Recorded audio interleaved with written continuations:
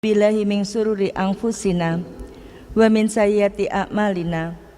Asyhadu alla ilaha illallah wa asyhadu anna Muhammadar Rasulullah. Allahumma sholli ala Muhammad wa ala ali Muhammad. Qala Qur'anul Karim, ya ayyuhalladzina amanu ittaqullaha haqqa tuqatih wala tamutunna illa wa antum muslimun.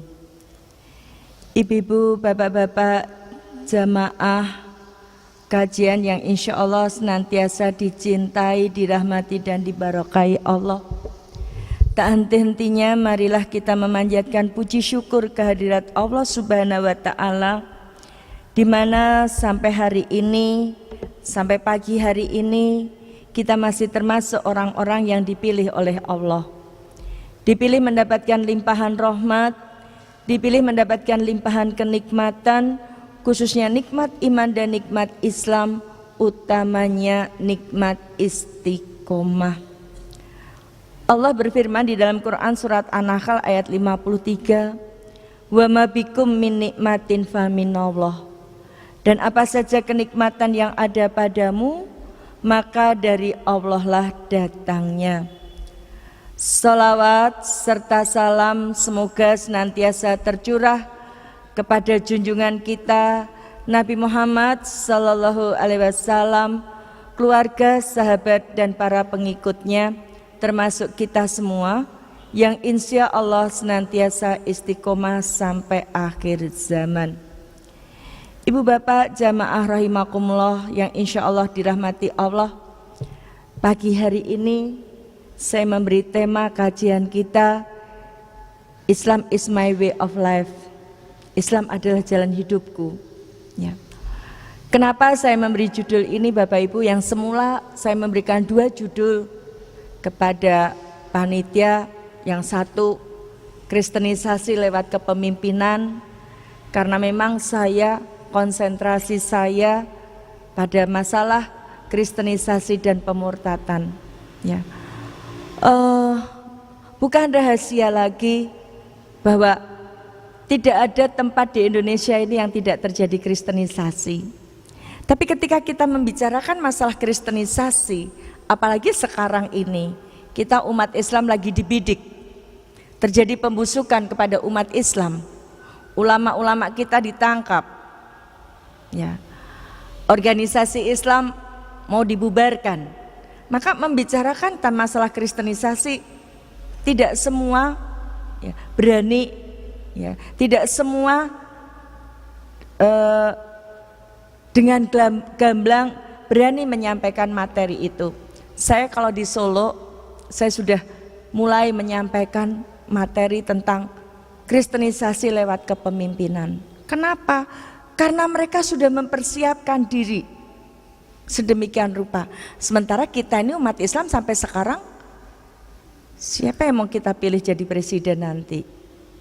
Jangankan presiden, wali kota atau gubernur Jawa Barat siapa nanti dari umat Islam? Nah, alhamdulillah sampai hari ini kita masih diberikan kenikmatan Islam oleh Allah. Dan mari kita pertahankan nikmat iman dan nikmat Islam ini, ya, sampai nanti kita kembali kepada Allah, ya. Karena tidak setiap orang dipilih oleh Allah. Maka kalau saya boleh bilang, hidayah itu bukan hanya orang yang belum Islam kemudian masuk Islam, tapi hidayah itu termasuk bagaimana orang yang lahir Islam di dalam kehidupannya mau melaksanakan Islam secara kafah.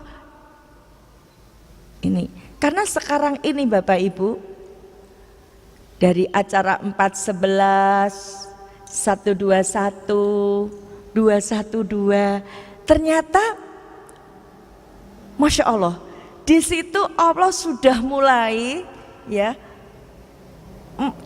membuat kelompok-kelompok, ini yang Islamnya kafah, ini yang munafik, ini yang kafir. Masya Allah, luar biasa. Ya. Ngakunya Islam tetapi menistakan Islam, bahkan ketika Islam dinistakan ikut-ikut menistakan, ya. Maka di dalam Quran surat Al-An'am ayat 125 Allah berfirman, barang siapa yang Allah menghendaki akan memberikan kepadanya petunjuk, niscaya dia melapangkan dadanya memeluk agama Islam. Barang siapa yang Allah menghendaki akan memberikan kepadanya petunjuk. Berarti apa? Berarti kita menjadi Islam itu bukan hanya sekedar ya seperti ya, bukan sekedar keturunan orang Islam, bukan. Bukan karena kita dapat warisan agama dari orang tua kita. Terlebih dari itu kita menjadi Islam karena Allah yang memilih kita, Allah yang menghendaki kita ya.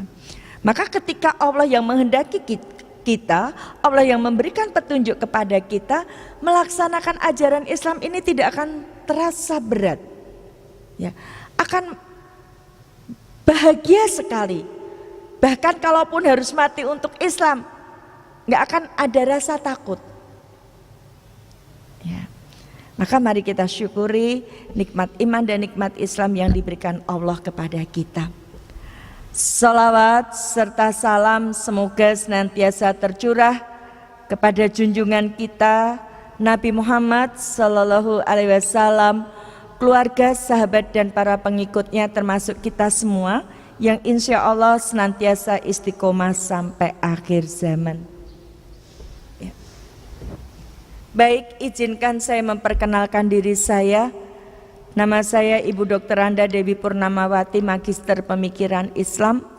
Saya tinggal di Solo. Jadi tadi jam 7.45 keretanya baru nyampe. Terus saya numpang mandi di sini Bapak Ibu. Ya. Nah, nanti siang sebetulnya acara utama saya nanti siang itu di Pusdai. Ya, di Pusdai nanti setelah duhur ada acara temu mu'alaf. Maka Bapak Ibu kalau punya kenalan mu'alaf, ya punya saudara mu'alaf, silahkan nanti ba'da duhur nanti diajak ke Pusdai. Karena Pusdai mau mendata dan memetakan mu'alaf di Bandung ini. Ya. Saya tinggal di Solo, itu alamat saya Jalan Kahuripan Utara nomor 74B ya, atau Utara Masjid Istiqlal Mandiri Center Solo ya. Di Solo pekerjaan saya seorang guru, tapi saya bukan guru agama Islam. Saya ini guru praktek listrik ya. Jadi S1 saya listrik dan mesin, S2 saya studi Islam ya. Alhamdulillah bulan Februari kemarin umur saya genap 18 tahun. 18 tahun saya jadi orang Islam. Saya masuk Islam bulan Februari tahun 99. Saya berasal dari keluarga Kristen yang taat, dari aktivis gereja. Sampai hari ini orang tua saya masih menginjili di Pulau Lombok. Sampai beberapa tahun yang lalu ibu saya salah satu ketua pendirian gereja di Pulau Lombok, khususnya di Lombok Timur. Dipercaya sama gereja pegang dana tadi tidak untuk membantu orang Kristen, tetapi untuk membantu orang Islam. Jadi kalau Ramadan seperti ini, ibu saya itu buat makanan banyak sekali untuk dibagikan kepada tetangga-tetangganya yang Muslim. Ya. Bikin kolak, bikin ayam goreng, bikin mie goreng, dibagi-bagikan kepada tetangganya yang Muslim. Baik kan Bu? Baik. Siapa bilang jelek? Gak ada. Ya. Tapi ingat Ibu Bapak, ya. Saya sampaikan walaupun sedikit saya akan sampaikan supaya Bapak Ibu paham, trik kristenisasi itu adalah cerdik seperti ular, tulus seperti merpati, supaya ibu bapak paham ya.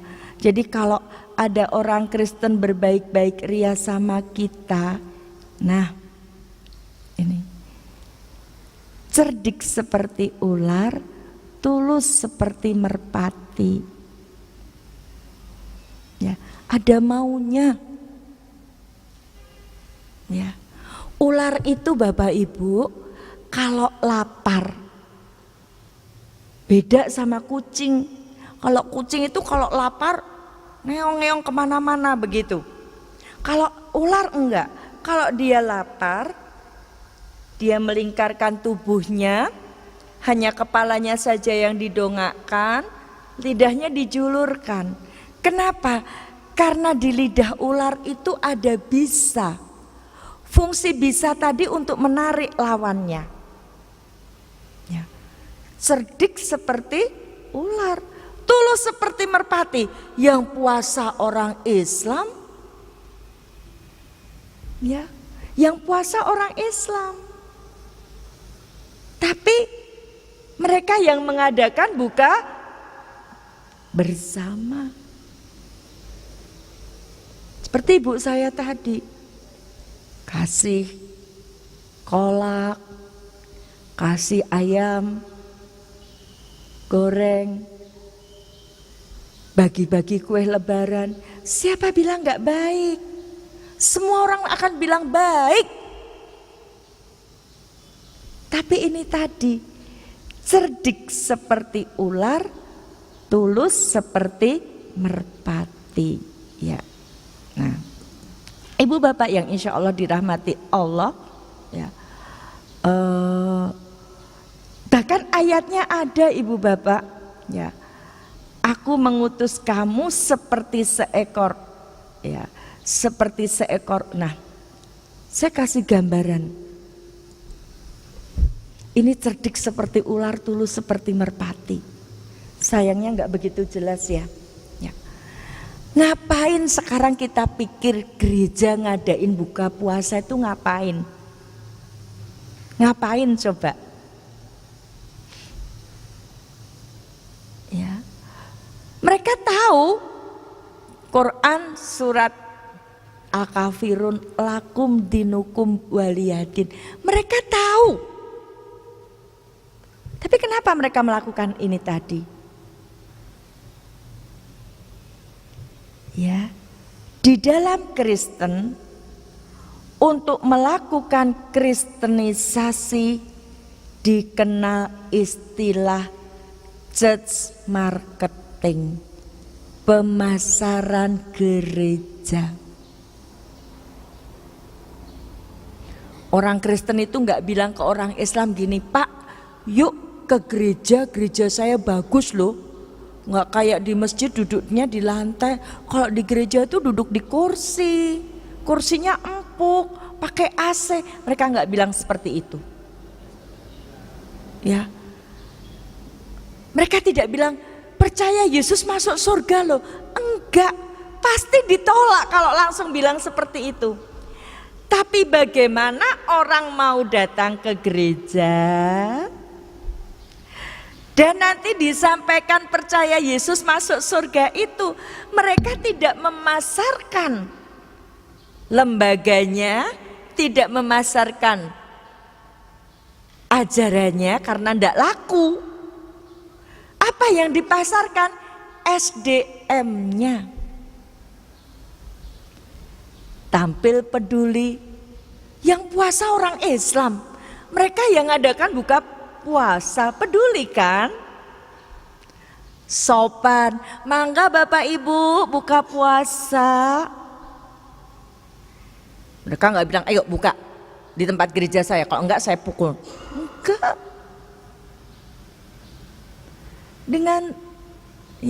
Dengan santun, ramah,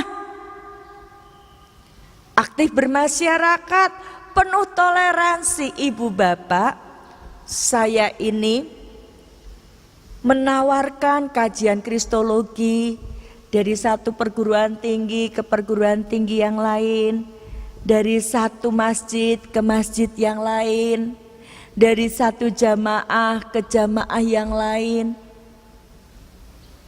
Boleh dibilang yang menyambut itu hanya sekian persen. Padahal di sekolah pendeta mereka mempelajari Islamologi. Kalau dulu 36 SKS, sekarang 40 SKS. Mereka belajar tentang Islam. Mereka belajar bahasa Arab. Dan mereka memenggal-menggal ayat Al-Quran untuk mengelabui umat Islam.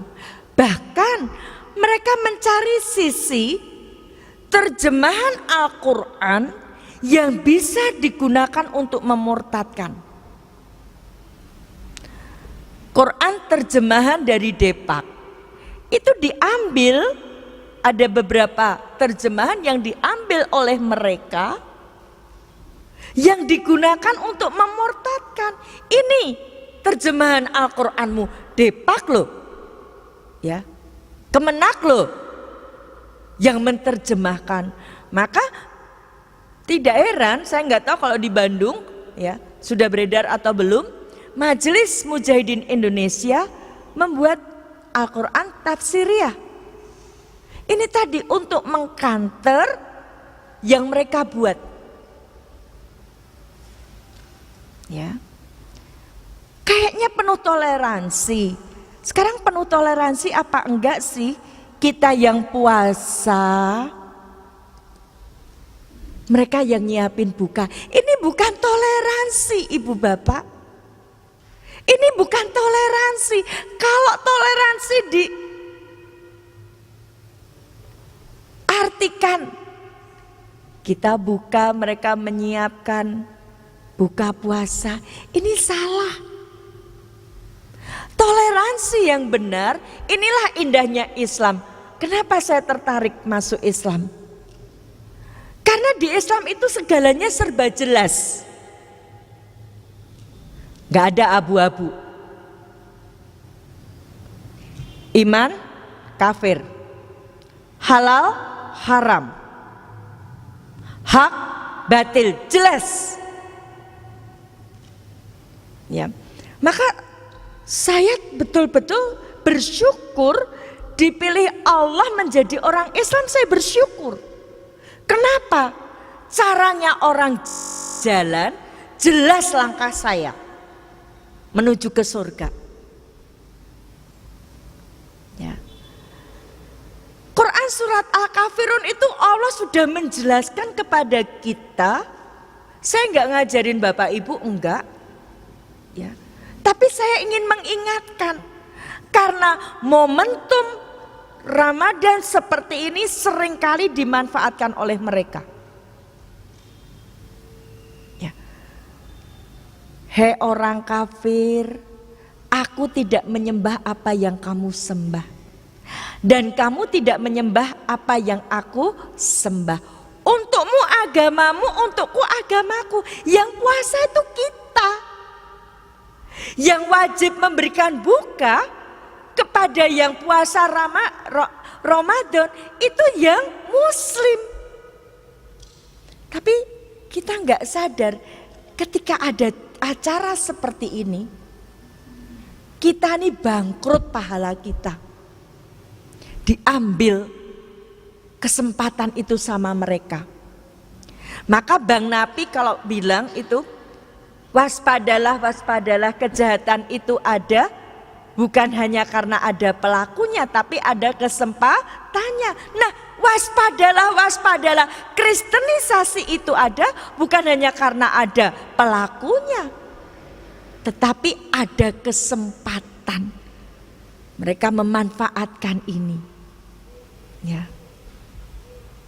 Buka puasa bersama di gereja Santo Antonius. Ini virusnya dari Solo, Ibu Bapak. Saya sampai tahun Januari 99 saya anggota gereja ini. Gereja Kristen Jawa Manahan Solo. Program gereja melayani buka puasa itu mulai tahun 97. Bagaimana caranya orang mau ke gereja? Melayani nasi murah buka puasa 500 rupiah. Tahun 97 itu baru bisa dibubarkan Majelis Ulama Indonesia Solo tahun 2010.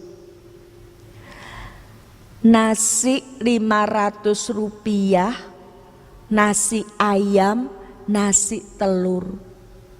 Terus waktu buka disediakan tempat, begitu azan keluar teh hangat, keluar kolak, keluar snack, keluar nasi. Kira-kira kapan sholat maghribnya?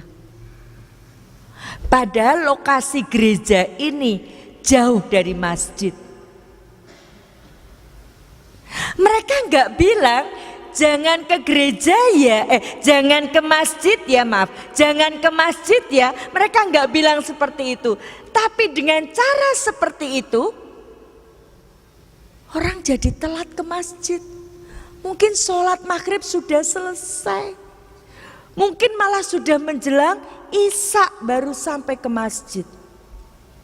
Di Solo dibubarkan, ya, virusnya merambah ke kota-kota yang lain.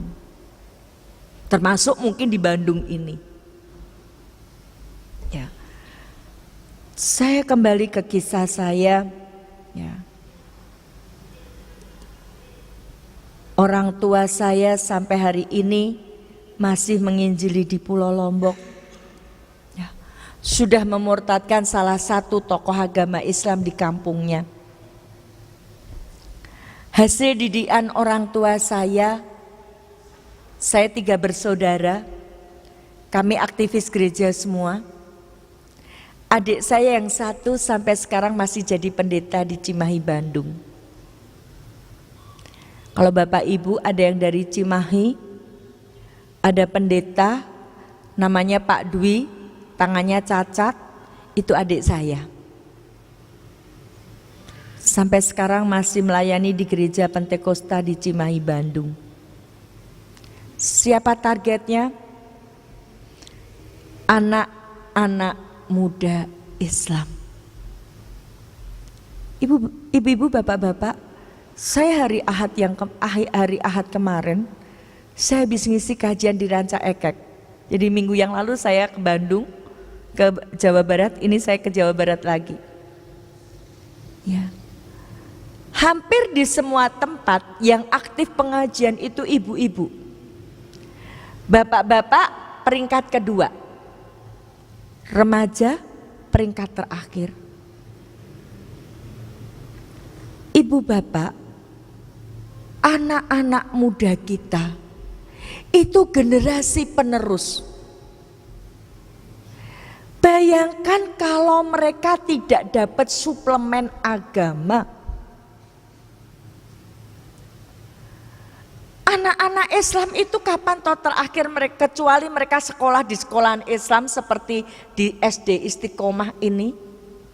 Yang tidak sekolah di sekolah Islam, yang tidak di pondok pesantren, kapan terakhir mereka bilang aku anak soleh, rajin sholat, rajin ngaji? Orang tua dihormati, cinta Islam sampai mati, Islam yes, kafir no. Kapan? Ketika mereka TPA. Setelah mereka lulus TPA, mereka bukan lagi aku anak soleh, rajin sholat, rajin ngaji, tapi aku anak salah, tidak sholat, tidak ngaji. Padahal ibu bapak, cara untuk mereka menjauhkan anak-anak kita dari Islam itu enggak langsung dibilang kamu jangan sholat, jangan ngaji, jangan ke masjid, enggak. Tidak seperti itu ibu bapak. Tapi mereka punya cara, ya. Mereka punya cara untuk menjauhkan anak-anak muda dari Islam, ya. Nah, tantangan anak muda Islam saat ini itu enggak ringan Bapak Ibu. Tantangan kita sebagai orang tua sekarang itu enggak ringan, ya. Kalau beberapa tahun yang lalu saya masih menyampaikan 4S, 4F, sekarang sudah 5S, 5F. Song, seks, sport, ya.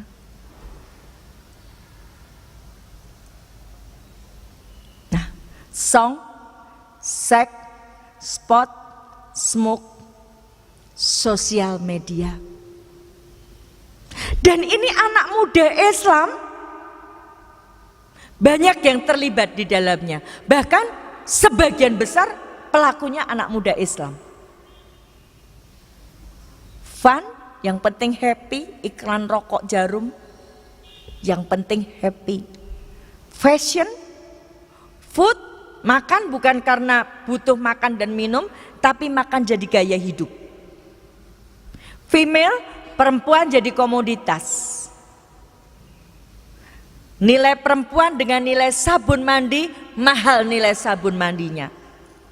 Iklan sabun Lux, harga sabun Lux 1.450. Iklannya perempuan tanpa busana. Mahal sabun Luxnya.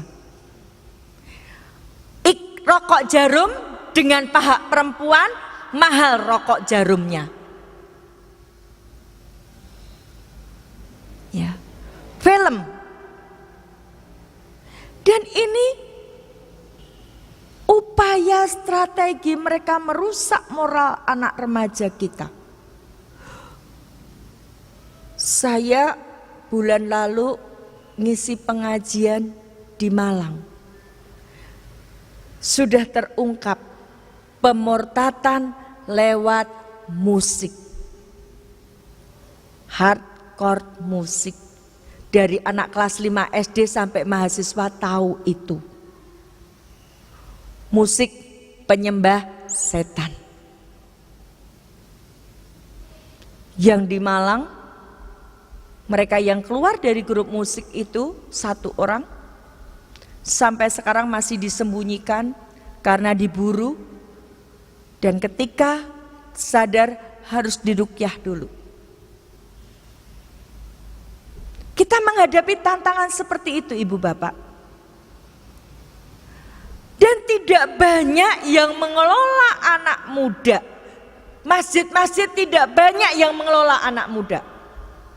Orang tua pengen anaknya jadi anak soleh-solehah, tapi tidak banyak orang tua yang mendorong anaknya ikut pengajian remaja. Orang tua lebih takut anaknya matematikanya dapat 3, bahasa Inggrisnya dapat 4, fisikanya dapat 2, daripada tidak bisa membaca Al-Quran dan tidak paham Al-Quran.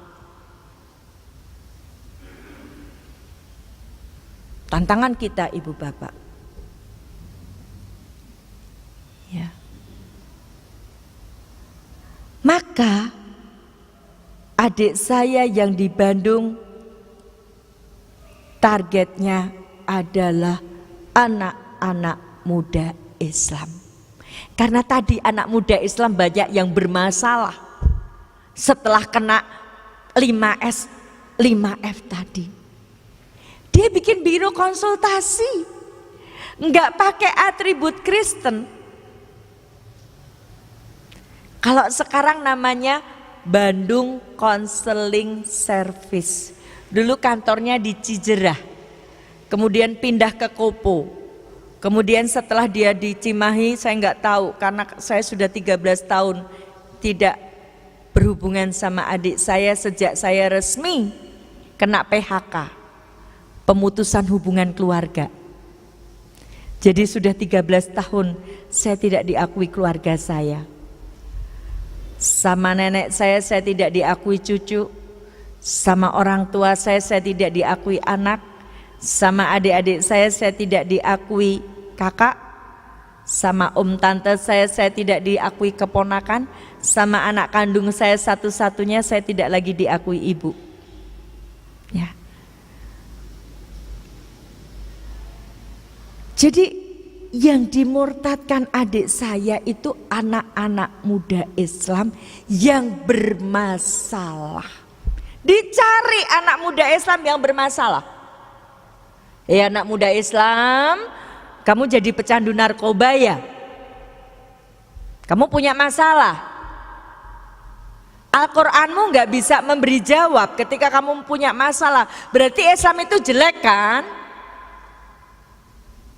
Tadi anak muda yang bermasalah ini karena aku anak soleh rajin sholat rajin ngaji ketika TPA. Lulus TPA, aku anak salah, tidak sholat, tidak ngaji, SMS-an, Facebookan, game onlinean. Ketika TPA mereka itu baru belajar alif, ba, ta, sa, jim, ha, kho.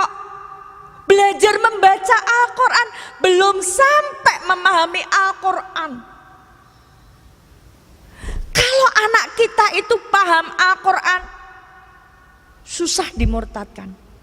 Itu Bapak Ibu kahatek, pemurtatan lewat pekerjaan. Kemarin waktu saya ngisi pengajian di Ranca Ekek, seorang ibu nangis di dada saya.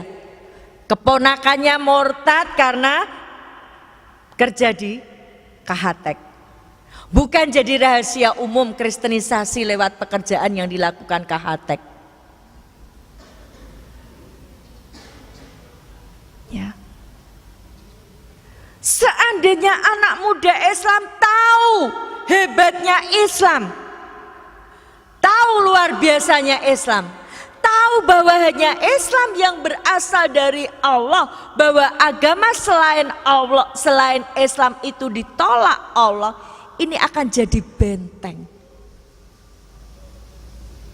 Tapi pluralisme agama di negara kita, kukunya sudah menancap begitu kuatnya. Hampir semua pemimpin di Indonesia ini yang notabene agamanya Islam, dengan enaknya mengatakan, mari kita ciptakan suasana yang kondusif, semua agama sama baiknya, sama benar, sama masuk surga. Ini lahan subur kristenisasi.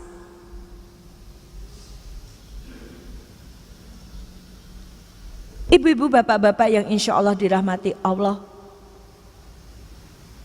ya, kalau anak kita paham bahwa hanya Islam yang bisa mengantarkan masuk surga, enggak akan mudah dimurtadkan, tidak akan mudah dimurtadkan. Tadi adik saya bilang, kamu anak muda Islam.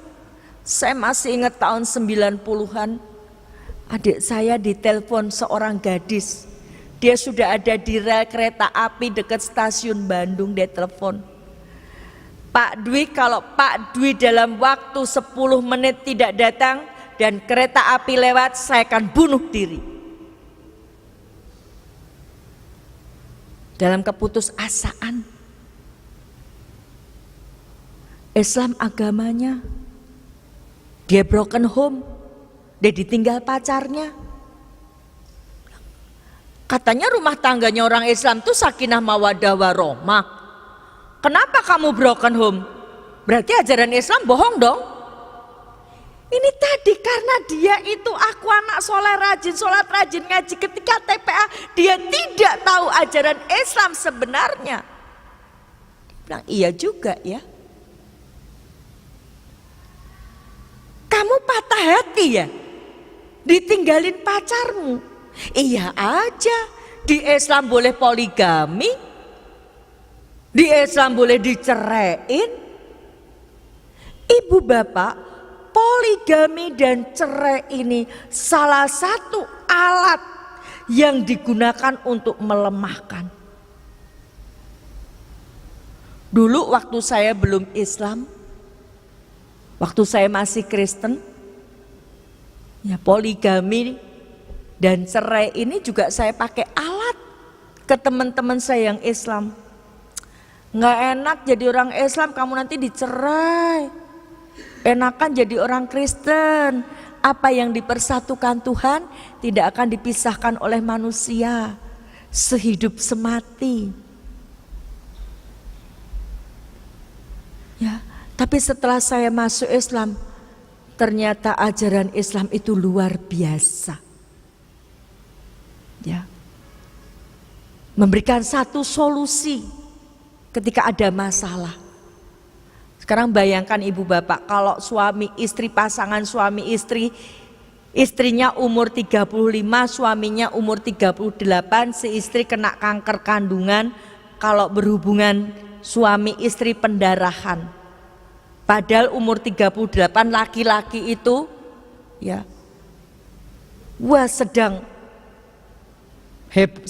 semangatnya. Terus gak boleh poligami. Apa yang dilakukan? Jajan. Poligami kan koridor, jalan keluar yang sah, yang syar'i. Ya. Tapi banyak lebih baik jajan daripada poligami. Ini tadi seperti ini yang digunakan untuk melemahkan anak perempuan Islam yang tadi aku anak sholat rajin ngajiannya, ketika TPA dia tidak paham, dia mikir iya juga ya. Akhirnya daripada nanti kalau jadi orang Islam dipoligami, diceraiin, rumah tangganya nggak sakinah mawadah warohmah, lebih baik percaya Yesus dan masuk surga. Ibu bapak yang insya Allah dirahmati Allah, anak laki-laki kita itu calon-calon pemimpin umat, paling tidak pemimpin rumah tangga. Sekarang mari kita bayangkan kalau anak laki-laki Islam sudah malas sholat, sudah malas ke masjid, sudah malas mengaji, terus di mana kekuatan umat Islam 10 tahun ke depan?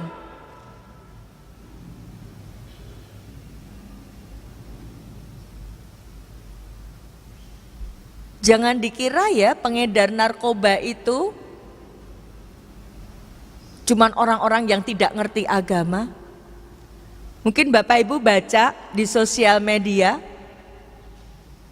di Surabaya ada pendeta jadi pengedar narkoba. Mereka menghalalkan segala cara. Ya. Sekarang Bapak Ibu bayangkan, kalau anak muda Islam mereka sibuk dengan musik, mereka sibuk pacaran. Daripada sholat, mending nonton sepak bola. Islam, yes, anak kecil. Ya, cinta Islam sampai mati anak kecil.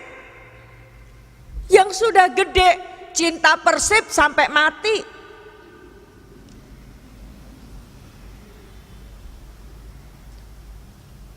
Meletakkan loyalitas di tempat yang salah. Maka kenapa ibu bapak saya mulai berdakwah tanggal 9 Februari tahun 2005. Kenapa saya ketika itu usia saya yang masih begitu muda, saya berdakwah? Karena saya prihatin. Non-muslim berani masuk Islam itu dibutuhkan keberanian, dibutuhkan pengorbanan. Kalau bukan hidayah Allah, dia nggak mungkin berani masuk Islam. Banyak pendeta yang tahu kesesatan Kristen banyak, tapi kenapa dia nggak masuk Islam? Kalau Bapak Ibu nggak percaya, punya kenalan pendeta, suruh tunjukkan ayat perintah beragama Kristen. Nggak akan bisa menemukan, karena nggak ada. Tapi kenapa dia tetap di Kristen? Kalau dia masuk Islam, dia kehilangan pekerjaan sebagai pendeta, dia kehilangan penghasilan. Gaji pendeta kalau di Solo ada yang 5 juta. Dapat rumah, dapat mobil, uang rekreasi, uang pengobatan. Bahkan kalau di gereja Jawa, gereja GPIB, itu sistemnya seperti pegawai negeri. Begitu lulus pendeta, golongannya 3A. Dapat pensiun. Kalau dia masuk Islam, kehilangan semuanya. Ya. Ini Bapak Ibu. Maka kenapa saya begitu masuk Islam? 99 saya 2005 saya berdakwah karena saya prihatin. Prihatin apa? Begitu murahnya nilai akidah Islam itu. Hanya karena super mie orang tinggalkan Islam. Hanya karena beras orang tinggalkan Islam. Hanya karena beasiswa orang tinggalkan Islam. Hanya karena pacar. Padahal dipacari belum tentu dinikahin. Dia rela tinggalkan Islam.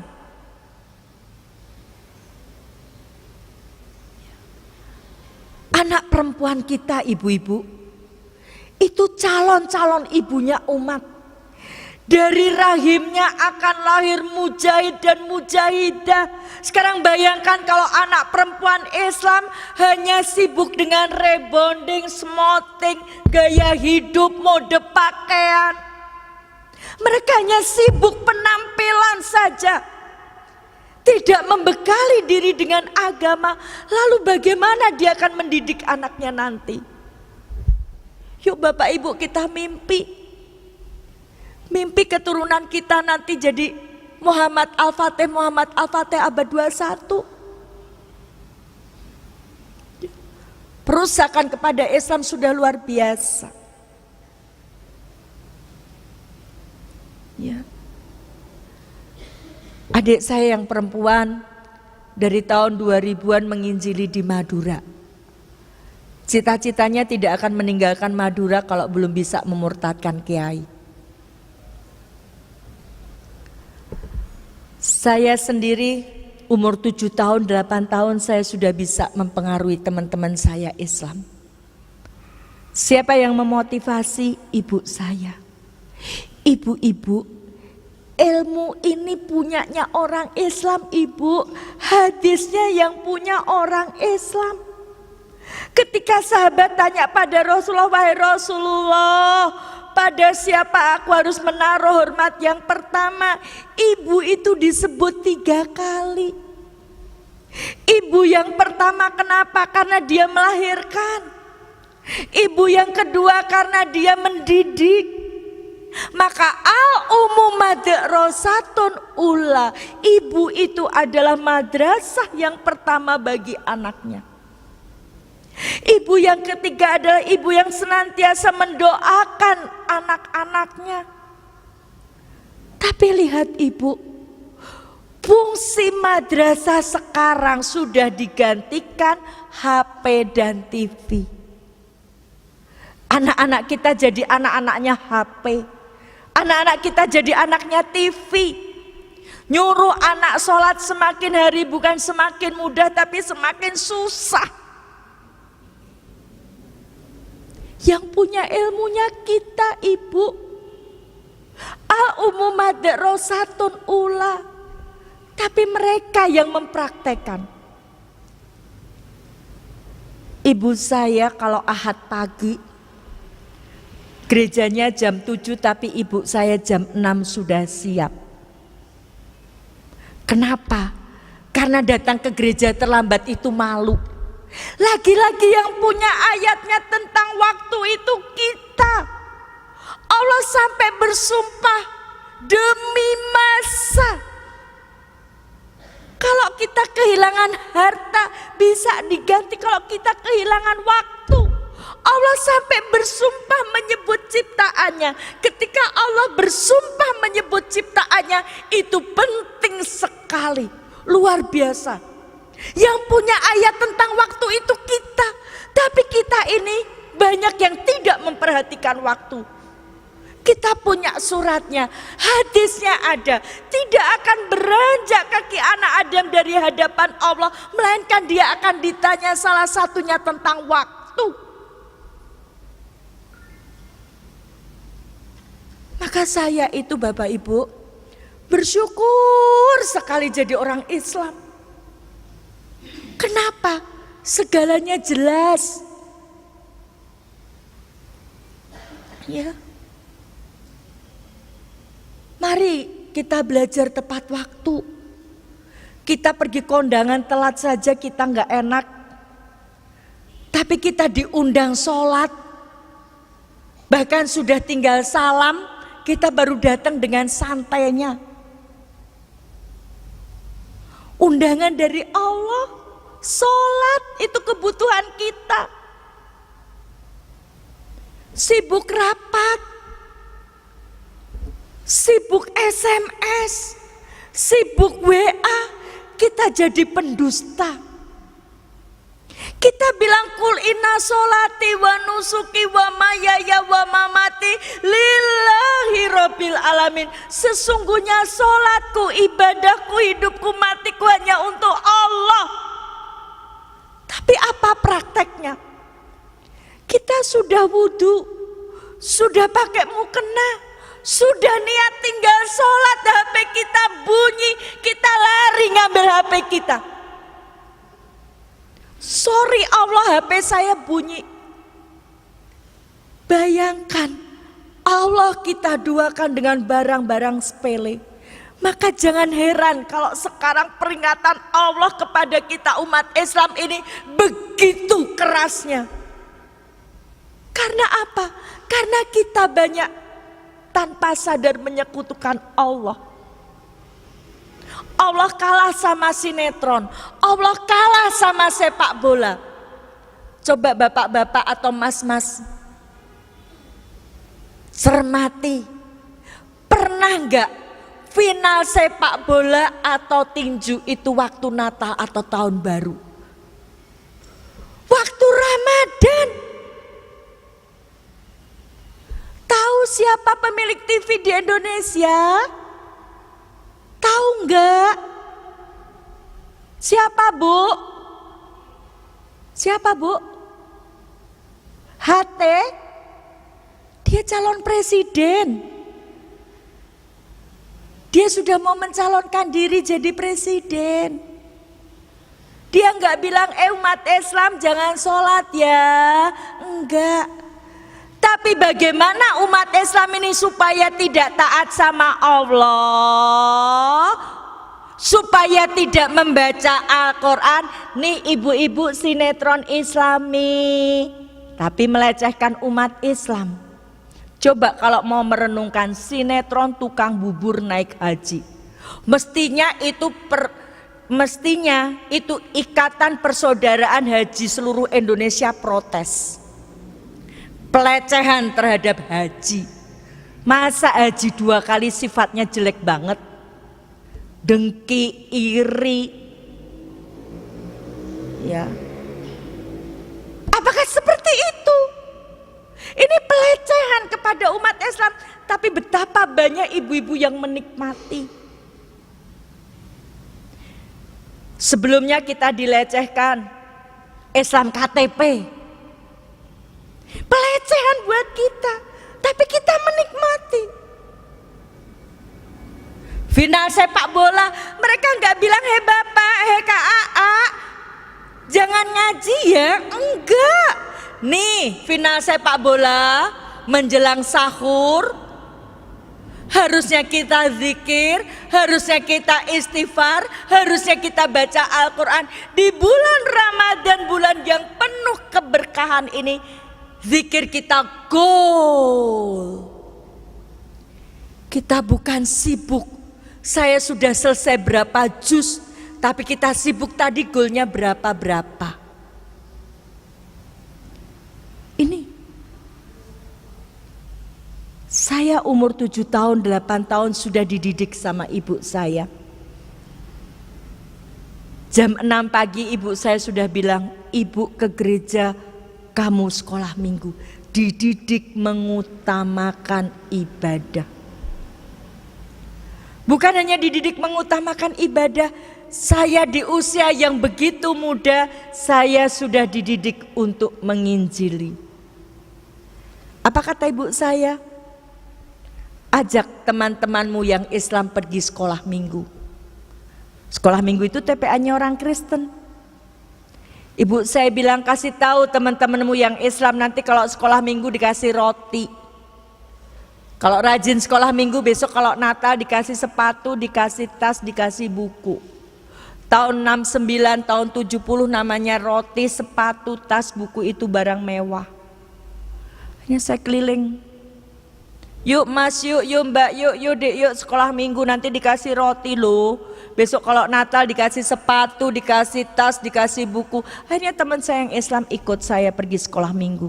Tidak hanya ikut pergi sekolah minggu, teman saya yang Islam akhirnya ikut dibaptis juga bersama saya. Usia remaja, ibu saya bilang boleh pacaran. Tapi kalau saya punya pacar Kristen diputus sama ibu saya. Disuruh pacaran sama yang Islam. Minimal targetnya teman saya yang Islam yang tadinya rajin sholat, rajin ngaji, rajin ke masjid. Setelah bergaul sama saya nggak ngaji, nggak sholat, nggak ke masjid. Saya Natalan ikut Natal. Saya tahun baru Masehi ikut tahun baru Masehi. Saya pesta minum anggur dan makan babi. Teman-teman saya yang Islam ikut juga. Bahkan ketika saya makan anjing, teman saya yang Islam pun juga ikut. Usia menikah, saya menikah sama ketua pengajian yang aktivis mahasiswa Islam. Siapa yang mendidik? Seorang ibu. Maka kenapa target kristenisasi yang pertama itu adalah perempuan? Karena memurtadkan satu perempuan sama dengan memurtadkan satu keluarga. Mendidik satu perempuan sama dengan mendidik satu keluarga. Mendakwai satu perempuan sama dengan mendakwai keluarga kalau itu dipraktekkan. Ini latar belakang saya, ibu bapak. Pertanyaannya, kenapa saya masuk Islam? Ya. Karena saya pengen masuk surga. Kenapa masuk surga harus Islam? Iya. Tidak ada tiket ke surga selain Islam. Tidak ada jalan ke surga selain Islam. Dan saya sudah mencarinya dan saya menemukannya. Karena saya pengen masuk surga, maka ketika saya masih Kristen, jadi sebelum masuk Islam, agama saya Kristen Protestan, tapi sekolah saya SD dan SMP saya sekolah di Katolik. Kristen saya dalami, Katolik saya pelajari, bingung di Kristen, bingung di Katolik, saya belajar Hindu. Dan ketemunya di Islam. Ketemu jalan ke surga. Ya. Jadi karena saya pengen masuk surga, maka Alkitab saya pelajari. Saya pelajari betul. Saya dalami betul. Setelah saya dalami, saya sampai pada satu kesimpulan. Kalau Kristen itu bukan dari Tuhan, maka tidak mungkin masuk surga. Kenapa? Di dalam Bible atau Alkitab, tidak sekalipun Allah maupun Yesus menyebut Kristen, baik itu Kristen Protestan maupun Katolik. Saya sudah mengujinya, ibu bapak. Tanggal 8 Januari tahun 2008, saya dialog sama 20 pastor dari Amerika, dari Driarkarya Jakarta, dari Sanata Dharma Jogja. Mereka nantang kami dialog dari pagi sampai pagi. Tidak perlu dari pagi sampai pagi, cukup 45 menit selesai. Kenapa? Ketika mereka presentasi mengatakan, kami ini baik, kami menolong orang Islam, saya bilang, saya nggak butuh seperti itu. Saya tanya, kamu beragama pakai dasar nggak? Pakai, dasarnya apa? Alkitab. Oke, saya beragama, dasar saya Al-Quran. Saya bisa tunjukkan perintah beragama Islam. Kamu tolong tunjukkan perintah beragama Kristen. Apa jawabnya setelah kami diskusi, mereka mengatakan kami ini penuh kasih. Saya bilang saya nggak perlu itu. Saya butuh kamu tunjukkan ayatnya. Ya. Secara eksplisit Tuhan katakan perintahnya beragama Kristen, baik itu Protestan atau Katolik. Apa jawab mereka? Karena sudah semakin malam, jawabnya, maaf, kami capek dan ngantuk mau tidur. Karena nggak ada di dalam Alkitab kata Katolik itu munculnya tahun 110 Masehi. Kata Katolik itu munculnya tahun 110 Masehi. Padahal Yesus itu bahasa Yunani, bahasa Arabnya Isa, ya. Isa atau Yesus itu ada di dunia itu sampai sekitar tahun 30 Masehi. Padahal Katoliknya dikenalkan tahun 110 Masehi. Ini bukan dari buku Islam loh Bapak Ibu. Ini dari buku mereka. Saya punya buku mereka, judulnya Memahami Segalanya Tentang Katolik, karangan Helen Keller, halaman 11. Ini bukunya orang Katolik sendiri yang mengatakan bahwa Katolik itu baru dikenalkan tahun 110 Masehi. Berarti apa? Berarti Yesus gak kenal Katolik. Dan dengan seperti ini, alhamdulillah, ya, beberapa orang yang tadinya Katolik, setelah saya sampaikan mereka akhirnya memutuskan masuk Islam. Karena takut gak masuk surga. Ya. Kata Kristen itu juga munculnya sekian ratus tahun setelah menurut orang Kristen Yesus naik ke surga. Di dalam kitab Kisah Para Rasul 11 ayat 26 mereka itu Barnabas dan Saulus. Saulus itu nama lain Paulus. Tinggal bersama-sama dengan jemaat itu 1 tahun lamanya sambil mengajar banyak orang. Di Antiokialah murid-murid itu untuk pertama kali disebut Kristen. Yang nyebut bukan Allah, yang nyebut bukan Yesus, tapi orang yang melihat. Peristiwa ini terjadi, Yesusnya sudah tidak ada, menurut orang Kristen sudah naik ke surga. Galau lagi, kalau saya ke gereja, setelah menyanyi, berdoa, disuruh menyebutkan 10 perintah Allah. Akulah Tuhan Allahmu, jangan ada ilah lain selain aku. Tapi kenapa saya harus percaya Trinitas, Allah Bapa, Putra, dan Roh Kudus?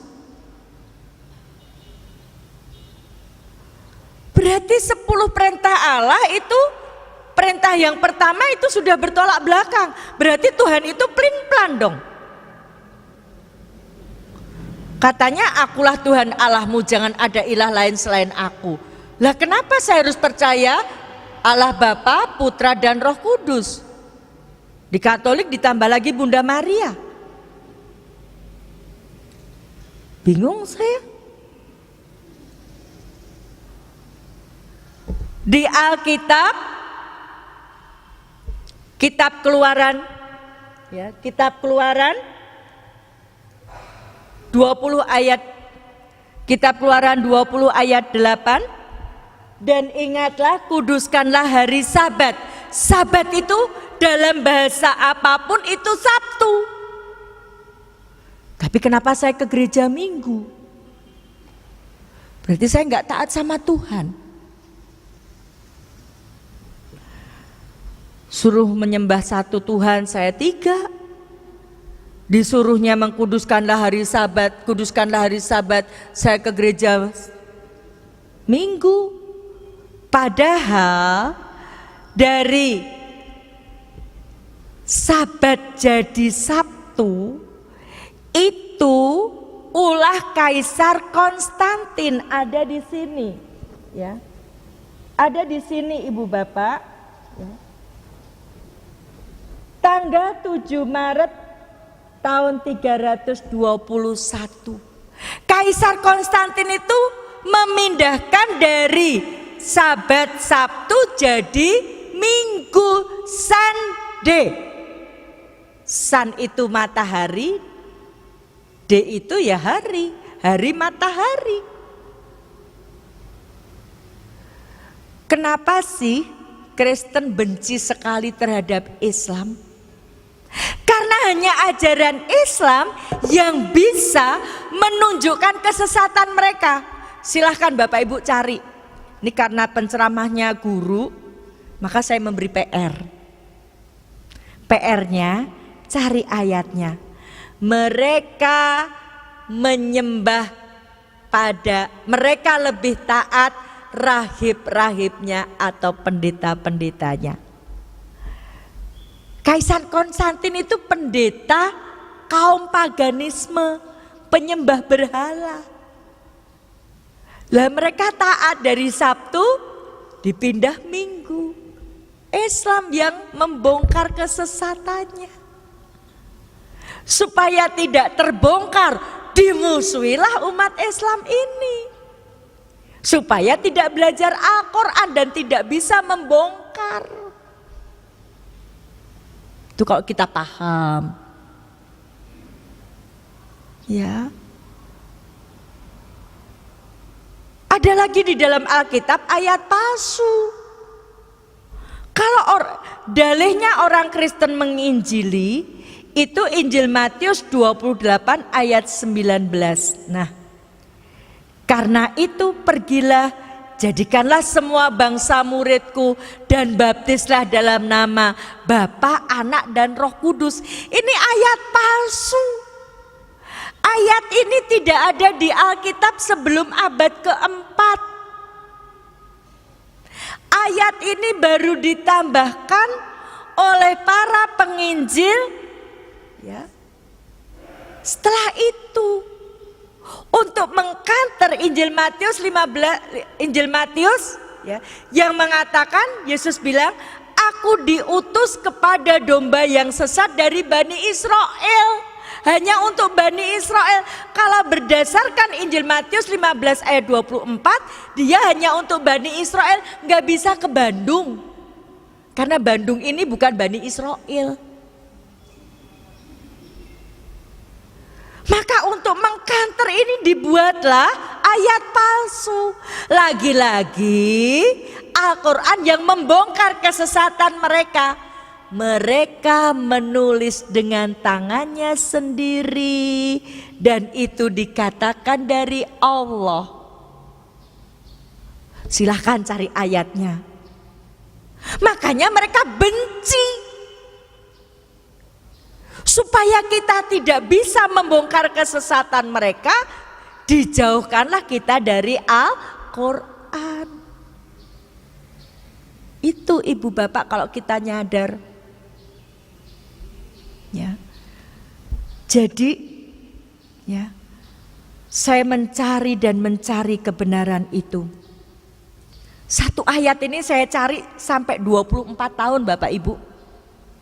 Satu ayat perintah beragama. Agama apa sih yang menghantarkan saya masuk surga?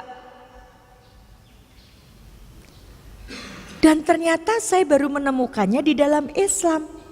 Setelah saya membaca buku, judulnya, buku inilah yang menghantar saya masuk Islam. Akhlak Islam. Buku ini saya dapat tanggal 11 Desember tahun 98.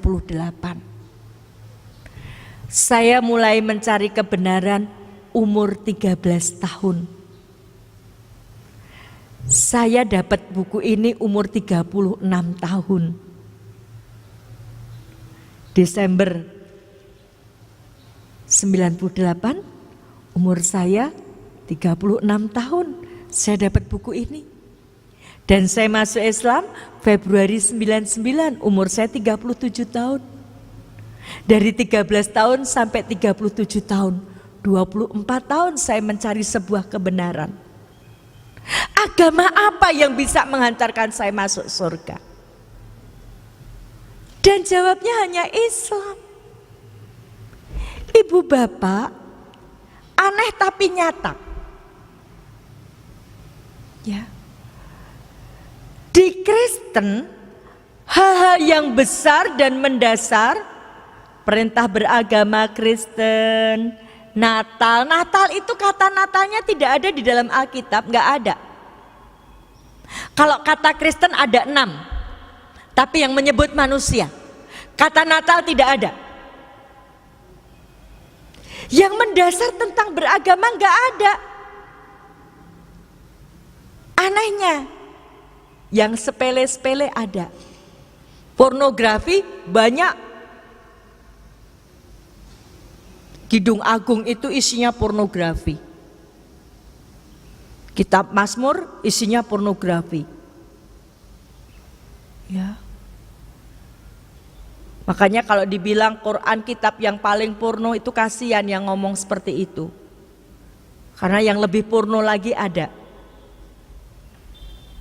Ya, Alkitab. Ya. Nabi telanjang ada di dalam ada. Udah telanjang, mabuk lagi. Siapa? Nabi Nuh. Itu orang yang pertama bikin minuman dari anggur. Setelah itu diminum, setelah minum dia mabuk. Mabuk dia telanjang. Sekarang kok nabinya seperti itu? Di Islam kita nggak akan menemukan. Nabi diperkosa anaknya. Siapa? Nabi Lut diperkosa anak perempuannya. Maka waktu saya masuk Islam, saya membaca kisah 25 Rasul dan Nabi, saya nangis. Saya nangis siapa? Saya bersyukur jadi orang Islam. Ternyata di Islam tidak seperti itu.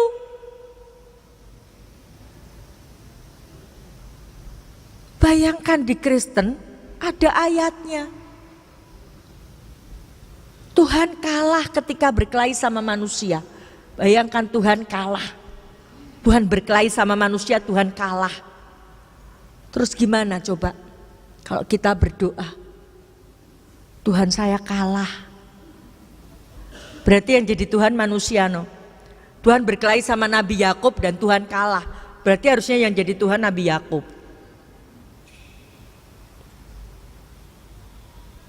Iya.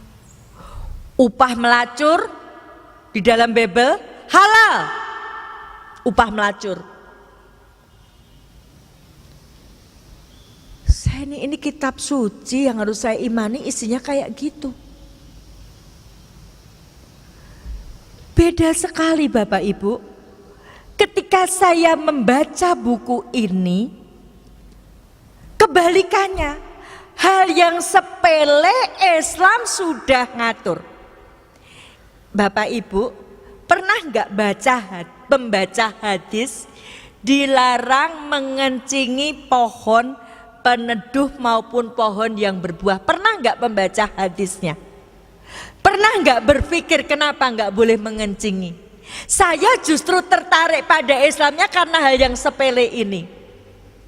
Nggak boleh ngencingi pohon yang berbuah. Sekarang misalnya Bapak Ibu punya pohon mangga harum manis, terus dikencingin, terus air kencing itu meresap ke tanah, diserap akar, akar ke batang, batang ke daun, bunga, buah. Berarti mangga harum manis rasa kencing. Bener nggak? Saya berpikir ketika itu, luar biasa Islam ini urusan sederhana kencing.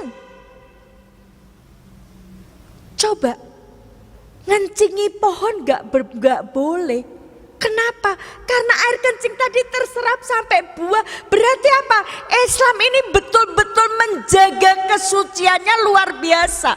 Maka hati-hati yang laki-laki. Jangan naik kendaraan ke kepengen kencing terus cari pohon. Sekarang pohon peneduh, habis dikencingi ada orang berteduh di situ. Ya kena najisnya. Luar biasa Islam ini. Hal yang sepele yang mungkin tidak pernah dipikirkan oleh orang Islam. Saya justru tertariknya dari situ. Kalau masalah seperti itu diatur, apalagi masalah yang besar. Saya ketika itu kemudian ditemukan dengan seorang ustadzah. Ya. Saya ditemukan dengan seorang ustadzah. Saya bilang, ustadzah, saya mau masuk Islam. Kalau ada ayat perintah beragama Islam. Ya. Saya ditunjukkan ayat-ayatnya. Ya. Bahwa Islam yang diridhoi Allah. Wa raditu lakumul islamatina. Islamnya disebut. Agama yang diridhoi Allah agama Islam. Quran surat Al-Maidah ayat 3. Quran surat Ali Imran ayat 102. Wala tamutunna illa wa antum muslimun. Jangan sampai kamu mati melainkan dalam keadaan beragama Islam. Saya tanya, kenapa yang diridhoi Allah hanya Islam? Kenapa harus Islam sampai mati? Dia bilang, Bu Dewi, Al-Quran itu ayat satu dengan yang lain saling melengkapi, tidak bertolak belakang. Padahal ketika saya masih di Kristen, saya menemukan kontradiksi di dalam Alkitab. Di perjanjian lama ada perintah sunat, bahkan Yesus pun disunat. Di perjanjian baru, Paulus bilang sunat itu bukan sunat fisik, sunat itu cukup dalam hati. Ada kontradiksi dan ini diikuti oleh banyak orang perempuan Islam. Saya berjilbab dalam hati. Maka Allah katakan sampai kamu mengikuti milah mereka. Milah apa? Pola pikir. Ya, nah, dia bilang Al-Quran itu saling melengkapi. Ditunjukkanlah saya Quran surat Ali Imran ayat 85. Wa may yabtaghi ghairal islami dina fala yuqbala minhu wa huwa fil akhirati minal khosirin.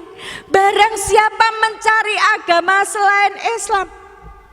Selain Islam, saya Kristen. Berarti saya selain Islam. Maka sekali-kali tidak diterima darinya, berarti ditolak. Berarti saya ditolak dong sama Allah. Berarti saya nggak bisa masuk surga. Maka dikatakan di akhirat dia termasuk orang rugi. Saya bilang kenapa selain Islam ditolak Allah? Saya dikasih lagi jawabnya. Quran surat Ali Imran ayat 19. Inna dina indallahil Islam. Agama milik Allah adalah agama Islam. Ya. Indallah, milik Allah. Milik Allah hanya Islam. Ya. Oh, pantesan. Saya cari di Alkitab nggak ketemu. Tuhan gak nyuruh Kristen, Yesus gak nyebut Kristen. Di Katolik juga gak ada, di Hindu gak ada. Ternyata punyanya Allah itu cuman Islam. Nah, perjalanan yang panjang Ibu Bapak. Ketika itu saya bilang kalau ustadzah tadi bisa menunjukkan perintah beragama Islam, saya masuk Islam. Dan setelah buku yang tadi saya temukan, saya dalami betul. Dan saya ditunjukkan ayat ini, maka saya memutuskan. Bulan Februari tahun 99 saya masuk Islam. Luar biasa. Setelah saya masuk Islam, saya semakin merasakan betapa indahnya Islam tadi. Indahnya apa? Jelas. Termasuk milih pemimpin itu jelas di dalam Al-Quran. Pemimpin itu tidak hanya presiden loh Bapak Ibu, tidak hanya gubernur loh. Suami itu pemimpin. Ya, yang gadis-gadis, suami itu pemimpin. Quran surat Al-Maidah ayat 51, jangan milih Yahudi Nasrani jadi pemimpin. Ya orang Islam pacaran beda agama. Ya. Di dalam Kristen salah satu trik kristenisasi adalah pacaran beda agama. Dan ini sukses dengan program hamilisasi dan hamilisaya.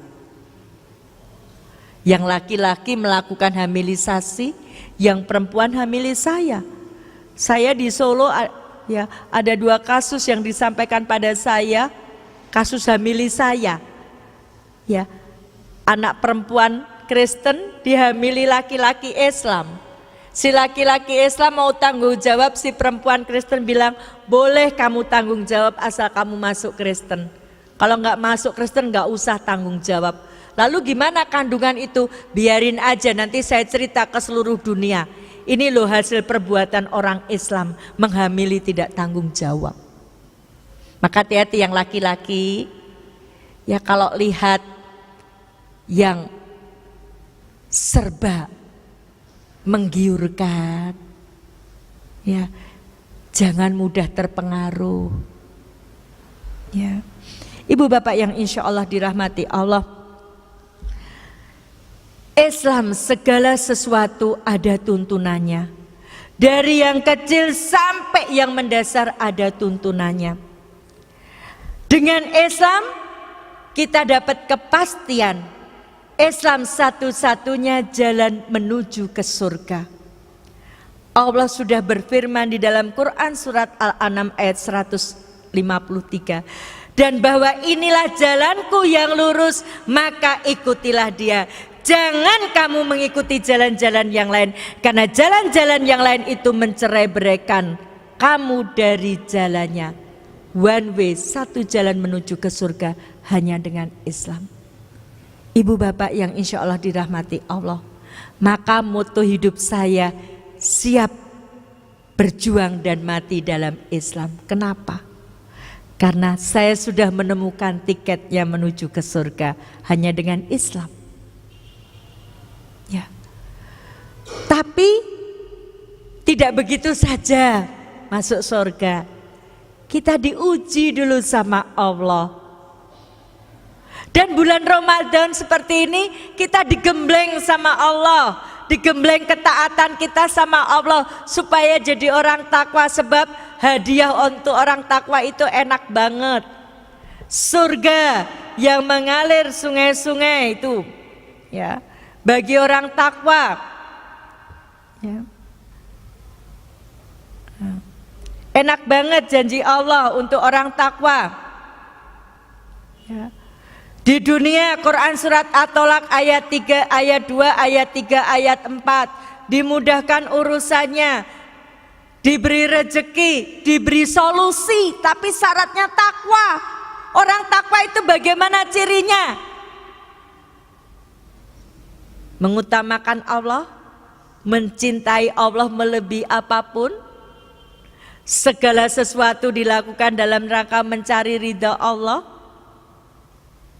Antara lain, saya sudah mempraktekkan mencintai Allah melebihi apapun. Tahun 2003 ketika saya berhijrah, betul saya tidak lagi pakai jilbab bunuh diri. Jangan tersinggung ya. Ya, sebab ayatnya Quran surat Al-Ahzab ayat 59 dan An-Nur ayat 31, julurkan jilbabmu ke dadamu. Jangan tersinggung yang belum menjulurkan, tapi mohon hidayah sama Allah. Ya, kalau kita disuruh di pengajian ada dress kodenya, ya, pakai seragam ini kita nurut. Sekolah itu pakai seragam ini nurut. Masuk sama Allah cuman disuruh menjulurkan jilbab ke dada, nggak nurut. Ya. Ketika saya kemudian berhijrah, ya, belajar melaksanakan Islam secara kafah. Tahun 2003 saya ditanya sama ibu saya, kamu nekat Islam apa balik Kristen? Nekat Islam. Apa kata ibu saya? Kamu dapat apa di Islam? Kebetulan tahun 2002 usaha saya bangkrut ditipu orang Islam. 2002 saya sudah mau berhaji, biaya sudah ada, tinggal berangkat, habis semuanya ditipu sama orang Islam. Ngakunya kiai. 2002 saya praktek syahadat dan praktek la ilaha illallah saya gagal. Kok gagal? 2002 Pak Kiai bilang, Bu Dewi, kalau usahanya mau sukses, ya, itu mengamalkan Al-Fatihah 100 kali, hasbunallah wa ni'mal wakil, nikmal maula wa ni'mal nasir 1000 kali di pinggir kali. Kalau jam 11 siang waktunya sholat duhur sudah selesai belum? Belum. Perintahnya Allah sholat dulu apa amalan dulu? Sholat dulu. Saya bohong kan sama Allah? Ya, ditegur sama Allah. Usaha saya, rezeki saya betul ngalir ke tempatnya Pak Kiai. Saya yang habis-habisan. Ya. Ibu saya tanya, kamu masuk Islam dapat apa? Kebetulan tahun 2002 adik saya yang pendeta di Cimahi Bandung dibelikan rumah sama jemaatnya. Bukan cuma rumah, sampai isinya alat senam pun dibelikan lengkap. Ibu saya bilang, itu adik kamu yang di Bandung, yang di Cimahi dibelikan rumah. Kamu masuk Islam dapat apa? Kamu ditipu orang Islam. Saya bilang, saya masuk Islam dapat rumah di surga. Jadi jangan sampai ya orang Islam dihina kemudian ikut-ikut menghina Islam ya. Saya bilang saya dapat rumah di surga. Rumah di surga nggak bisa ambruk, nggak akan habis dimakan rayap. Saya bilang kalau kamu nekat Islam, kembalikan seluruh pemberian kami sejak kamu lahir selain air susu ibu. Saya lahir tanggal 13 Oktober tahun 62. Peristiwa itu terjadi Agustus 2003. Total semua sama ibu saya. Kembalikan enggak? Praktek. Kalau 2002 gagal, saya enggak mau gagal lagi 2003. Praktek la ilaha illallah, tiada ilah selain Allah. Praktek syahadat asyhadu alla ilaha illallah, saya bersaksi tiada Tuhan selain Allah. Berarti Allah nomor 1. Saya nggak mau gagal lagi. Kul inna sholati wa nusuki wa mayaya wa mamati lillahi rabbil alamin. Sesungguhnya sholatku, ibadahku, hidupku, matiku hanya untuk Allah. Saya nggak mau gagal lagi. Saya pengen disayang Allah. Maka saya katakan berat agama. Apa kata ibu saya? Kalau kamu berat agama, kembalikan. Saya bilang insya Allah. Saya diejek sama ibu saya. Ibu saya bilang, kamu dapat duit dari mana? Ibu saya tahu keadaan saya ketika itu, saya sedang bangkrut. Uang saya cuma tinggal 10.000. Ibu saya ngejek saya, kamu dapat duit dari mana? Bapak, ibu, saudara-saudaraku, ini bukan lagi antara orang tua dan anak, tapi ini antara iman dan kafir. Saya bilang, saya punya Allah yang maha kaya, saya punya Allah yang ar-Rahman ar-Rahim. Allah tidak akan membiarkan saya. Ibu saya bilang, buktikan. Insya Allah. Pantang saya mengalah di depan orang kafir, walaupun itu ibu saya. Pantang saya menangis di depan orang kafir, walaupun itu ibu saya. Pantang saya mengemis belas kasihan kepada orang kafir, walaupun itu ibu saya. Maka saya heran kalau ada orang Islam membela orang kafir, saya heran sekali.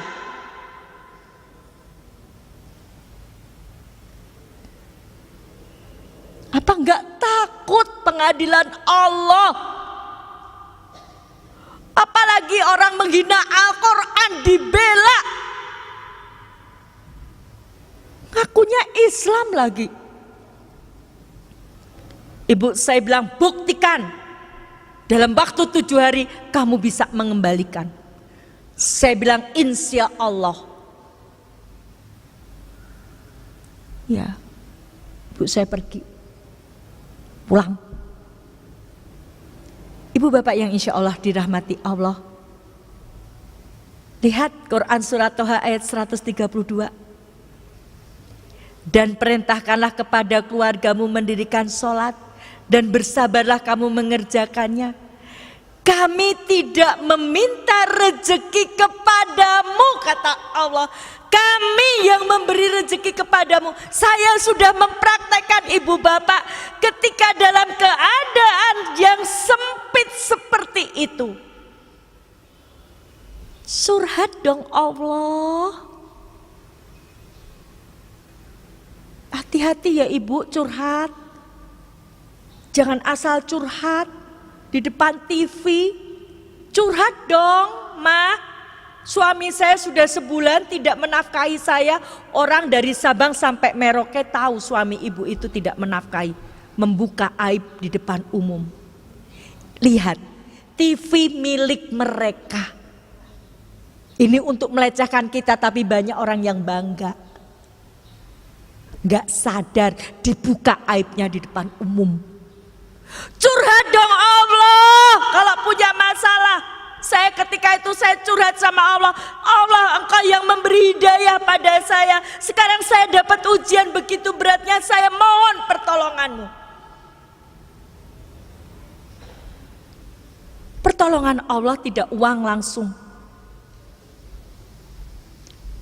Ketika itu jam 11 malam, saya selesai sholat, saya ingat, saya ini sendiri. Saya butuh kekuatan. Suami saya baru saja habis meninggal, seminggu suami saya meninggal. Orang tua saya seperti itu.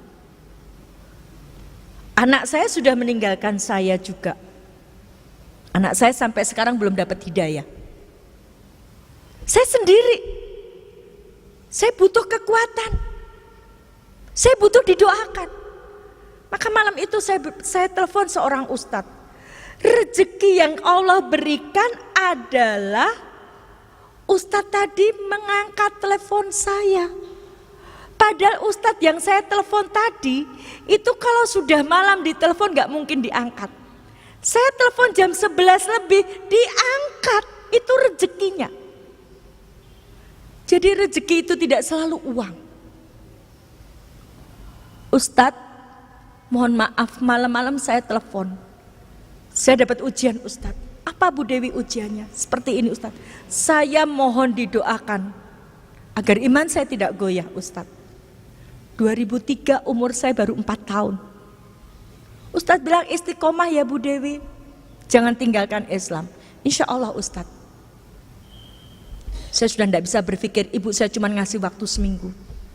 Usaha saya bangkrut, rumah kreditan, saya nggak punya sertifikat. Posisi saya ketika itu posisi tidak enak. Di Kristen saya dikucilkan.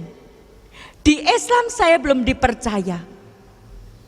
Bahkan yang sangat menyakitkan ketika itu, saya mencoba mencari pinjaman ke koperasi tempat saya bekerja. Teman saya yang Islam bilang begini, salah sendiri ngapain masuk Islam sekarang dapat kesulitan kan? Itu tantangan saya dari orang Islam sendiri. Sudah baik-baik di Kristen, kenapa masuk Islam? Itu susah sendiri kan? Stres nggak ibu? Nggak. Kenapa nggak stres? Inilah indahnya Islam. Orang Islam itu nggak akan stres kalau dia dekat sama Allah. Allah Allahu Somad, Quran surat Al-Ikhlas ayat 2. Allah adalah Tuhan tempat bergantung segala sesuatu. Oke, ketika kita dapat masalah, ketika itu mungkin kita susah, tapi kita berpikir kita punya Allah yang maha segalanya.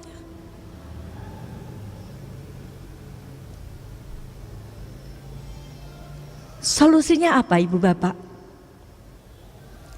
Senin malam saya telepon Ustadz, Selasa pagi sholat, berdoa, subuh, duhur, asar, maghrib, isya. Sudah Selasa tinggal 5 hari saya belum dapat solusi. Jam 8 malam ada mobil berhenti depan rumah saya. Ada seorang ibu datang, Bu Dewi saya disuruh Ustadz ke sini, ada apa Ibu? Tadi siang Ustadz pada rapat. Ustadz cerita masalahnya Bu Dewi. Terus salah satu Ustadz punya kenalan Ahnia. Ustadz tadi telepon ke Ahnia. Ahnia tadi minjamin Bu Dewi uang 100 juta. 100 juta jangka 1 malam. Sampai detik ini saya tidak kenal siapa orangnya. Kenapa? Karena semua transaksi lewat Ustadz, beliau tidak mau saya kenal, takut hilang ikhlasnya. Siapa yang memberi solusi? Ditepati enggak janji Allah? Takwa, diberi solusi, dimudahkan urusannya, diberi rezeki. Syaratnya takwa dulu. Maka di bulan Ramadan ini kita digembleng jadi orang takwa, taat gak sama Allah, mau gak meninggalkan larangannya Allah, kita digembleng. Mari Bapak Ibu yang sudah Islam sejak lahir, kita gak tahu umur kita gunakan untuk apa bulan Ramadan ini. Belum tentu Ramadan depan kita ketemu dengan Ramadan tadi. Ini sudah hari yang ke-16. Sudah seberapa kita membaca Al-Quran? Apakah kita masih dengan sengaja meninggalkan sholat-sholat kita? Ibu Bapak yang insya Allah dirahmati Allah, saya sudah membuktikan ketika menomorsatukan Allah, Allah yang menolong. Harta saya sudah saya pertaruhkan untuk agama Islam ini. Saya lebih pilih Islam. Tidak hanya itu, tahun 2004 saya ditanya sama anak kandung saya cuma 1. Anak saya tanya, Mama nekat Islam atau balik Kristen? Nekat Islam. Kalau nekat Islam, pilih anak atau pilih agama? Anak dengan agama. Ya, Mbak ya. Allah dengan pacar, Allah dengan HP, berat mana? Berat HP. Kita kajian, kita HP-nan. Ya. HP ini jadi teman setia 24 jam. Bangun tidur pegang HP, mau tidur pegang HP, dimanapun HP menyertai kita. Bapak Ibu di Suriah hari ini anak-anak kecil butuh roti. Sudah lama mereka gak makan roti. Mereka makan rumput kering karena dibom terus oleh musuh-musuh Islam. Mereka di sana dibom, mereka mempertahankan iman Islamnya. Kita di sini tidak dibom, tapi musuh Islam memerangi kita pakai ini loh, ini.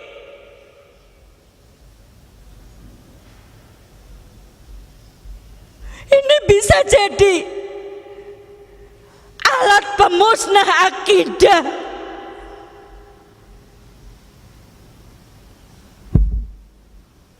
Bayangkan di bulan Ramadan kita sibuk dengan WhatsApp.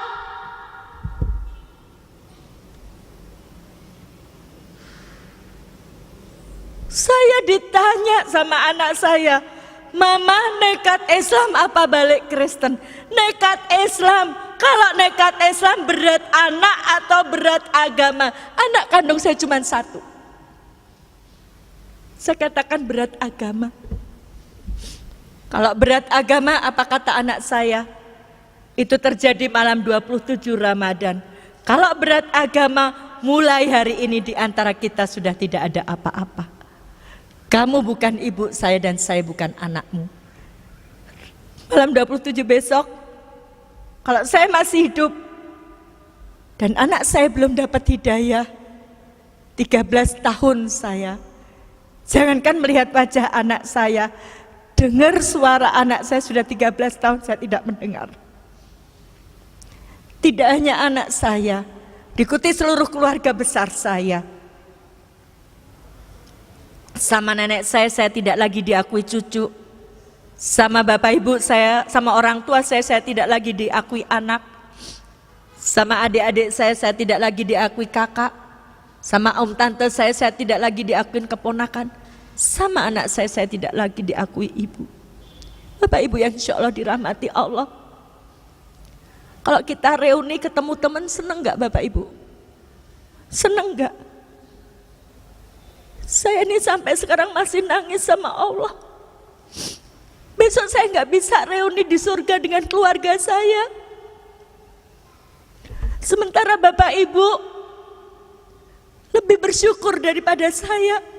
Punya anak, punya keluarga yang sudah Islam. Bayangkan kalau sampai tidak bisa reuni di surga dengan keluarganya.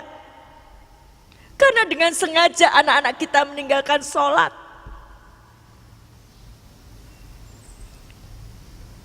Bukankah di dalam Quran surat Tur ayat 25-26 penghuni surga memberikan bocoran kepada kita bagaimana kiat masuk surga? Ketika mereka duduk berhadap-hadapan, mereka saling menanya, kenapa kamu bisa masuk surga? Yang lain juga bertanya, kenapa kamu juga bisa masuk surga? Jawabnya sama, ketika masih ada di dunia kami mengingatkan keluarga kami tentang pedihnya siksa neraka. Mari Bapak Ibu, Allah sudah memperingatkan kita di dalam Quran surat At-Tahrim ayat 6. Ya ayyuhalladzina amanuku anfusakum wa ahlikum naro. Hei orang-orang beriman, jagalah dirimu dan keluargamu dari api neraka. Kenapa? Karena api neraka itu bahan bakarnya manusia dan batu. Bayangkan ibu bapak, kita masuk surga sementara keluarga kita, anak kita, istri kita, suami kita, orang tua kita nggak masuk surga. Kita tidak reuni di surga.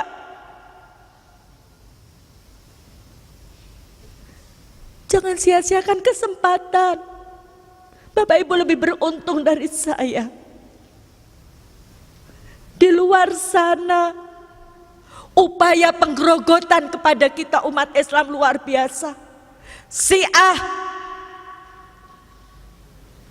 Ahmadiyah, PKI yang mengatakan agama itu racun, kenakalan remaja, penggerogotan akidah lewat kristenisasi dan pemurtatan. Mari Bapak Ibu kita merenung. Bisakah nanti kita reuni di surga dengan keluarga kita? Betapa indahnya Islam ini. Mulai sebelum lahir sampai mati, Allah sudah memberikan arahan kepada kita semua. Ibu bapak yang insya Allah dirahmati Allah. Oleh sebab itu saya mengajak diri saya dan Bapak Ibu yang hadir pada pagi hari ini, ya, mari kita sadar, pilihannya cuma dua, surga atau neraka, dan itu sudah pasti. Mau kemana kita?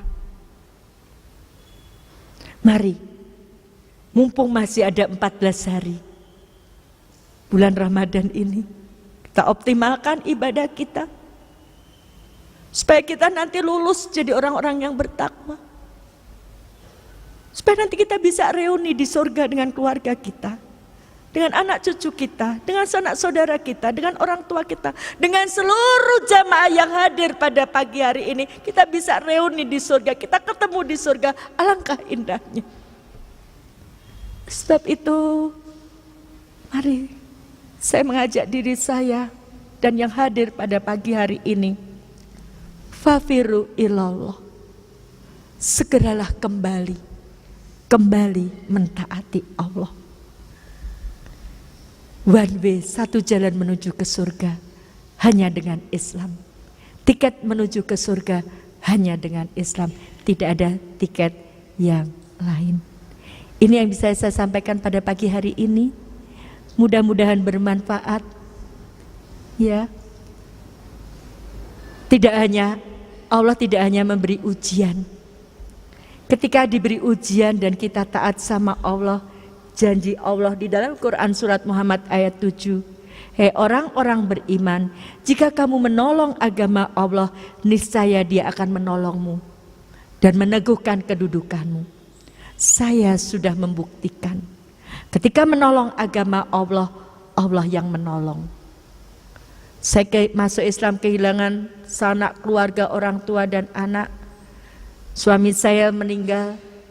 Ketika saya diberikan ujian begitu berat, Allah menolong saya dengan memberi suami lagi kepada saya, suami saya sekarang. Tidak hanya suami, kalau saya kehilangan anak satu, suami saya bawa anak dua. Maka percaya enggak kita sama Allah? Ya, mari Bapak Ibu, ya, benteng iman apapun dari Allah pasti baik, pasti benar, pasti menyelamatkan. Petunjuk hidup kita Al-Quran dan Al-Hadis. Bila ada perintah maupun larangan di dalam Al-Quran, tujuannya adalah menyelamatkan umatnya. Yakin betul, mari kita yakin betul bahwa hanya Islam yang sempurna, hanya Islam yang diridhai Allah. Saya berdoa mudah-mudahan putra Bapak Ibu yang beriman jadi anak-anak soleh-soleha, anak-anak yang menjadi penyejuk pandangan mata kita, anak-anak yang doanya akan kita bawa ketika nanti kita menghadap kepada Allah. Rumah tangga kita jadi rumah tangga yang sakinah mawadah warahmah. Urusan dunia akhirat kita dimudahkan oleh Allah. Ramadan kita tahun ini lebih sukses daripada Ramadan tahun yang lalu. Dan betul-betul kita menjadi orang-orang yang bertakwa, orang-orang yang taat kepada Allah, orang-orang yang meninggalkan larangannya Allah. Dan nanti kita akan menjadi orang-orang yang mempunyai derajat mutakin. Dan nantinya kita kembali kepada Allah, kembali dalam keadaan husnul khotimah, ditempatkan di surganya Allah. Dan kita bisa reuni dengan keluarga kita masing-masing. Akhirnya subhanakallahumma wa bihamdika asyhadu alla ilaha illa anta astaghfiruka wa atubu ilaik. Amin amin ya robbal alamin. Ya, saya mohon doanya mudah-mudahan saya diberikan kekuatan sama Allah, tetap istiqomah di jalan Allah. Saya dakwah seperti ini, tekanan buat saya sudah luar biasa. Ya, apalagi ketika saya sudah mulai membicarakan tentang kepemimpinan, dilaporkan ke polisi, ancaman mau dibunuh, ancaman mau dirobek-robek muka saya, ancaman mau digantung, sudah saya alami semua. Saya mohon saya mohon doanya, mudah-mudahan saya tetap istiqomah di jalan Allah. Assalamualaikum warahmatullahi wabarakatuh.